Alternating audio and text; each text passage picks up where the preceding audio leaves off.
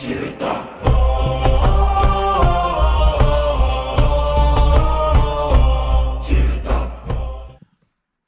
are numbers, and then there are numbers that seemingly haunt humanity.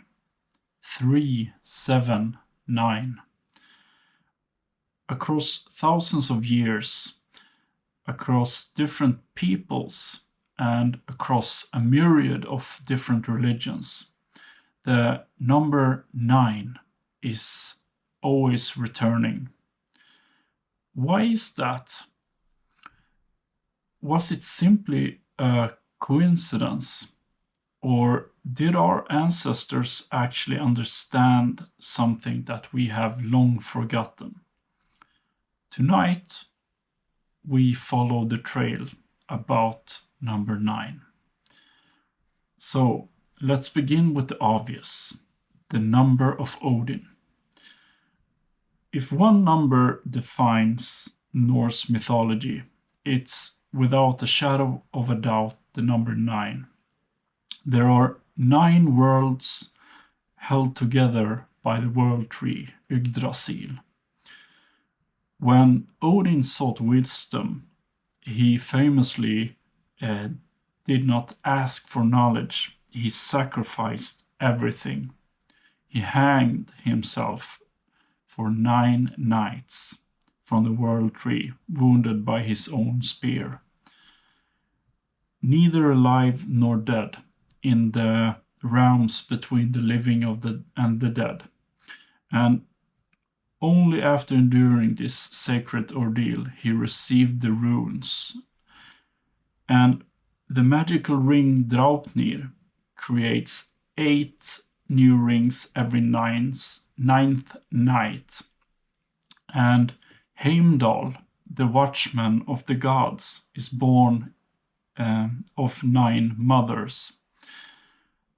And Adam of Bremen, the famous author, even tells us that great sacrifices were held in Uppsala every 9th year. Although historians still debate how literally his account should be taken. But again and again, 9 appears in the Norse mythology. But not randomly at all, but precisely at the moments of transformation, around death, rebirth, wisdom, and power. And the Norse were not alone about the number 9. Let us travel east, across the Baltic Sea, and let's walk into the misty woods of Finland, Suomi. And listen carefully, because something familiar appears here. In the Kalevala, the universe is not built around the number 9 in the same way that it is in the Norse pantheon. Yet, the number 9 returns constantly in the Finnish lore as well. Ancient Finnish incantations speak about 9 forests and 9 vesis, 9 waters, 9 powers, and again, magic songs gather strength through that number. Not because 9 is simply a quantity, but because it represents a completeness in that context. And when a noita, the Finnish traditional ritual specialist, we could say it, called upon every force of the nature, 9 often became the language of totality, if that makes sense. A different culture, a different mythology, but yet strangely, seemingly connected and seemingly worshipping the same number. And let's go to Christianity, shall we? When the old gods faded, at least from memory, churches replaced the sacred groves, and crosses were replaced where the previously carved idols were held. Surely the number disappeared. Well, not at all, actually. Christian tradition also gives extraordinary importance to the number 9. There are 9 choirs of angels. Jesus breathes his last around the 9th hour, according to the Bible. And for centuries, Christians has prayed novenas, 9 consecutive days of prayer. And Saint Paul describes the 9 fruits of the Holy Spirit. And of course, this does not necessarily prove that Christianity inherited these ideas directly from the Norse or the Finnish pantheon, but nor does it disapprove it, But it reminds us still about something quite fascinating. Even when beliefs change, certain symbols seems to remain. And why 9?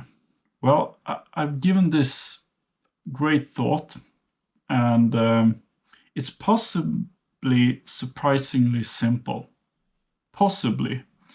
3 has long symbolized holiness, the Holy Trinity. You all heard about it. And, the beginning, the middle, the end, birth, life, death. It just makes sense. We have the past, we have the present, and we have the future. And in a sense, 9 is 3 multiplied by itself. Completion made complete, if that makes sense.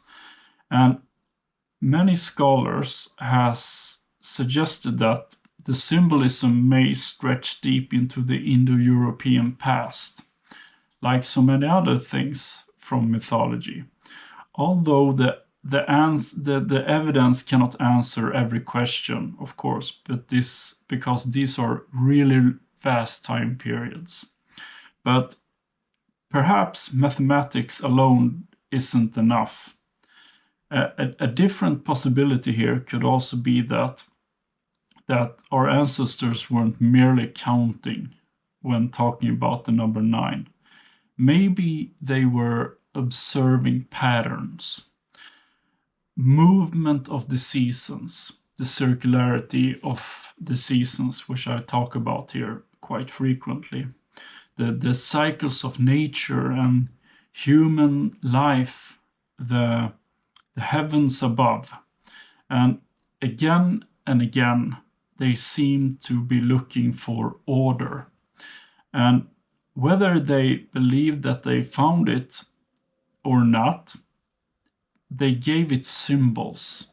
It's the symbolism of the number 9. Perhaps 9 became one of those symbols. And not necessarily because it possessed a magic by itself, but because it pointed towards something greater, something that is difficult to explain in plain words, yet reoccurring and impossible to ignore.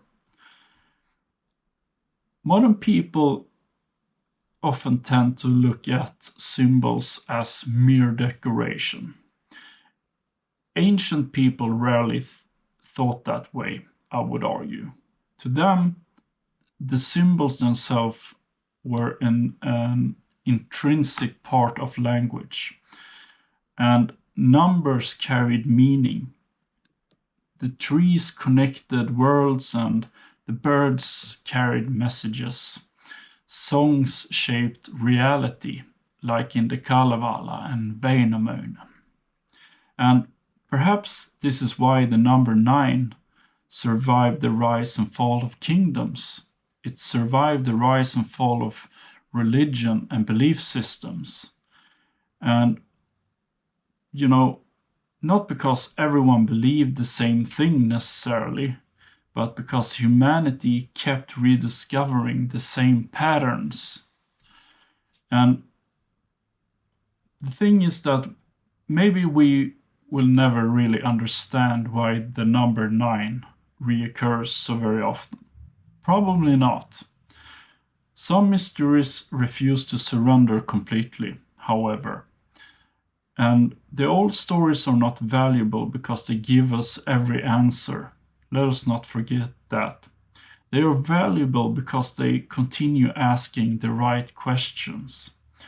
So the next time you encounter the number 9, don't simply dismiss it.